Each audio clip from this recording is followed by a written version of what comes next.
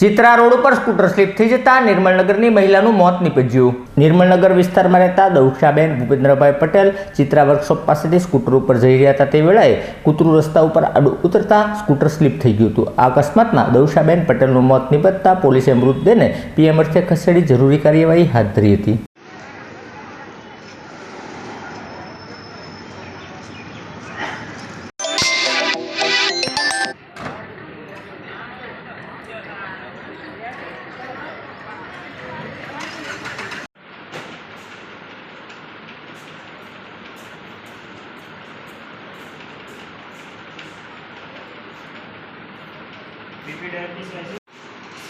Bien.